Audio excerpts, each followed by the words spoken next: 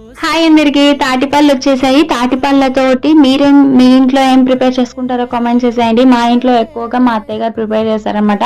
అది కూడా ఊర్లోనే తింటాను. అలాంటిది ఫస్ట్ టైం ఇక్కడ కొనుక్కొని మరి నేను ఇడ్లీ ప్రిపేర్ చేస్తున్నాను. అండ్ ఈ తాటిపండు తీయడంలో మా హస్బెండ్ హెల్ప్ చేశారనమాట. పైన ఇలా పీచు ఉంటుంది కదా, దాన్ని సెపరేట్ చేసేసుకొని ఇలాగ తడి అప్లై చేసుకొని ఈ టెంకల్ని అయితే చిల్లుల గిన్నెకేసి రుద్దితే మనకు పల్ప్ అనేది వస్తుంది. ఈ తాటిపండు పల్ప్ తీసుకోవడానికి కొంచెం కష్టం అవుతుంది, ఎక్కువ టైం తీసుకుంటుంది. బట్ వన్స్ ఒక్కసారి పల్ప్ తీసుకున్న తర్వాత ఇదైతే ఫ్రిడ్జ్ లో ఒక 1 వీక్ వరకు స్టోర్ చేసుకోవచ్చు అండి. ఒక బాక్స్ లో పెట్టేసుకొని ఒక 1 వీక్ వరకు ఉంటుంది. ఎప్పుడు కావాలంటే అప్పుడు మనం ఏ రెసిపీస్ అయినా ట్రై చేయొచ్చు. సో 1 కప్ పల్ప్ కి 1 కప్ బెల్లం అయితే పర్ఫెక్ట్ గా సరిపోతుంది. అండ్ 1/2 కప్ వరకు కొబ్బరి తురుము అండ్ 1.5 కప్ వరకు ఇడ్లీ రవ్వ యాడ్ చేయాలి.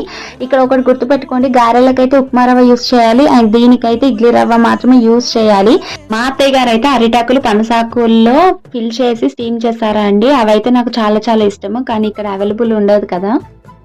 అసలు ఇక్కడ నేను చేయడమే పెద్ద టాస్క్. అసలు నేను ఎప్పుడు చేయలేదు. మార్కెట్లో ఒక్కసారిగా ఈ కాయలు చూసేసరికి టెంప్ట్ అయిపోయి కొనుక్కున్నాను. బట్ నేను ఎక్కువగా ఊర్లోనే ఇవి తింటాను, ఊరు నుంచే తెచ్చుకుంటాను అనమాట ఎప్పుడన్నా వండుకొని.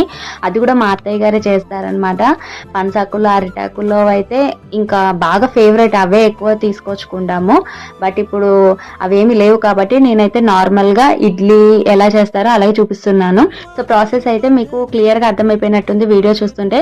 1/2 అవర్ అయితే అలాగా వదిలేస్తే రవ్వ అనేది చక్కగా నానిపోతుంది. ఇడ్లీ కన్సిస్టెన్సీ ఉండాలి, మరీ గట్టిగా ఉండకూడదు, పలచగా ఉండకూడదు. సో అన్ని చక్కగా మిక్సప్ చేసేసుకోవాలన్నమాట. ఒక 20 మినిట్స్ అయితే లో ఫ్లేమ్లో ఉడికించుకుంటే మన ఇడ్లీలు అనేవి రెడీ అయిపోతాయండి. అండ్ ఇంకోటి, ఇవి వేడిగా అసలు తినకూడదు, చల్లారిన తర్వాత మాత్రమే తినాలి. ఆ విషయం మాత్రం బాగా గుర్తుపెట్టుకోండి. అండ్ మన రెసిపీ కనుక నచ్చినట్లయితే ఇప్పుడే లైక్ చేయండి. అండ్ కొత్తగా ఎవరైనా చూస్తున్నట్లయితే మన ఛానల్ని ఇప్పుడే సబ్స్క్రైబ్ చేసుకోండి. మరిన్ని వీడియోస్ కోసం మన ఛానల్ని ఫాలో అవుతూ ఉండండి. Thank you.